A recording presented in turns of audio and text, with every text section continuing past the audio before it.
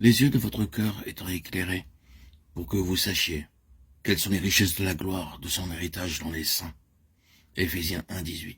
En lui vous êtes aussi édifiés pour être une habitation de Dieu en esprit. Éphésiens 2,22. Lorsque David fut établi dans sa maison, il dit à Nathan le prophète, « Voici, j'habite dans une maison de cèdre, et l'arche de l'alliance de l'Éternel est sous une tente. » Nathan répondit à David, « Fais tout ce que tu as dans le cœur, car Dieu est avec toi. » 1 Chroniques 17, 1, 2. Éternel, souviens-toi de David de toutes ses peines. Il jura à l'Éternel, il fit ce vœu au puissant de Jacob. Je n'entrerai pas dans la tente où j'habite, je ne me monterai pas sur le lit où je repose, je ne donnerai ni sommeil à mes yeux, ni assoupissement à mes paupières, jusqu'à ce que j'aie trouvé un lieu pour l'Éternel, une demeure pour le puissant de Jacob. Psaume 132, 1, 5. Les richesses de la gloire de son héritage dans les saints, vous êtes édifiés pour être une habitation de Dieu. C'est là la base néo-testamentaire de notre méditation.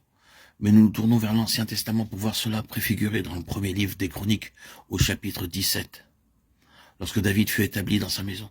Vous savez ce que le Seigneur ordonna à Nathan de dire à David, mais cela ne change pas la position. Cela signifie seulement que David lui-même, de façon personnelle, n'était pas autorisé à bâtir la maison.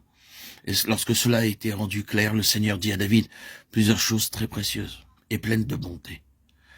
Le Seigneur dit à David qu'il lui bâtira une maison, qu'il établira à jamais son fils sur son trône, et beaucoup de choses semblables pleines de bonté, dans la présence desquelles David se prosterne sur sa face, pour ainsi dire devant le Seigneur, et dit, qui suis-je, et quelle est ma maison?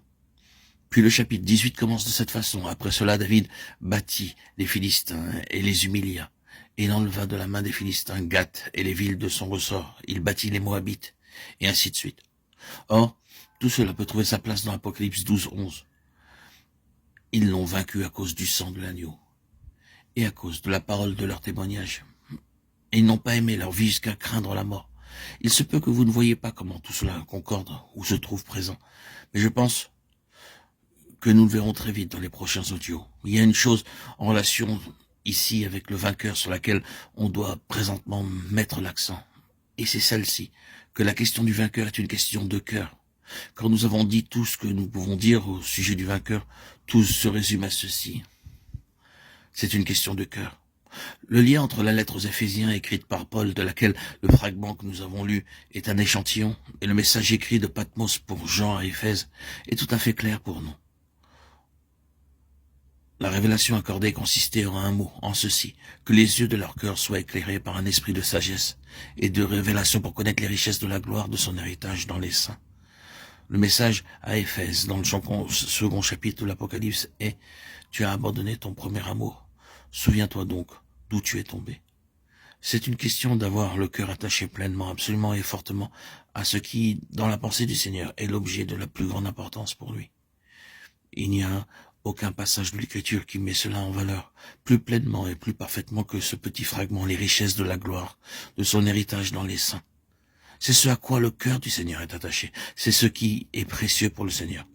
Le vainqueur est parvenu loin au-dessus de la position où c'est son propre héritage, sa propre bénédiction qui compte le plus. Il est parvenu au point où ce n'est plus une question de choses, de bénédiction et ainsi de suite. Il n'y a plus qu'une seule chose qui importe pour lui, à savoir que le Seigneur est ce qu'il réclame, ce dont il a besoin, ce qu'il désire, ce à quoi son cœur est attaché. Non pas notre héritage, mais le sien. C'est cela, le vainqueur. Et c'est une question de cœur. C'est la jalousie du cœur en faveur des intérêts de Dieu, pour que la pensée la plus pleine de Dieu ait son expression et sa réalisation. Partout où vous considérez le vainqueur en type ou en réalité, vous trouvez que cela est la chose qui le caractérise de façon la plus profonde.